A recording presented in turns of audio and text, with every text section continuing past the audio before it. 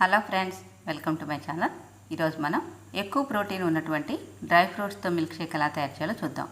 ముందుగా ఒక బౌల్ తీసుకొని అందులో 5-6 వాల్నట్స్, 10-12 బాదం పప్పులు వేసుకోవాలి. అలాగే ఇంకో బౌల్లో ఒక 5 జీడిపప్పులు, 1 స్పూన్ పుచ్చగింజలు, 1 స్పూన్ గుమ్మడి గింజలు, 1 స్పూన్ సన్ఫ్లవర్ గింజలు వేసుకొని తగినన్ని వాటర్ వేసుకొని మనం రాత్రంతా నానబెట్టుకోవాలి. అలాగే ఇంకో బౌల్ తీసుకొని అందులో ఒక 3 అంజీరాలు, 10-12 కిస్మిస్లు వేసుకొని కొంచెం వాటర్ వేసుకొని ఒకసారి వాష్ చేసుకోవాలి.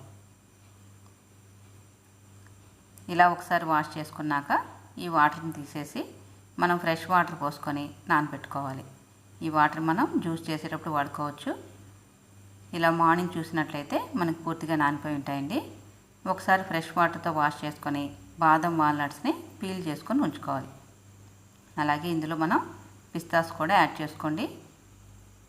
తర్వాత ఒక మిక్సీ జార్ తీసుకొని అందులో బాదం, వాల్నట్స్, క్యాష్యూస్, పిస్తాస్, నట్స్, అలాగే అంజీరా కిస్మిస్ను కూడా వేసుకోవాలి.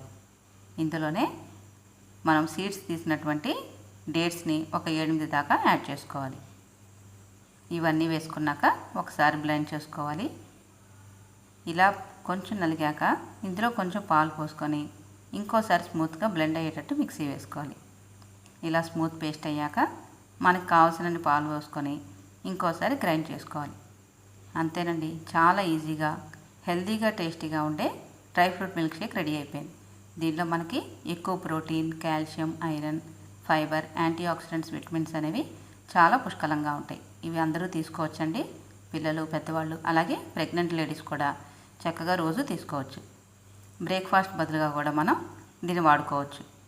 అలాగే మనం రెగ్యులర్గా తీసుకోవడం వల్ల హెయిర్ ఫాల్ అనేది కూడా పూర్తిగా కంట్రోల్ అవుతుంది.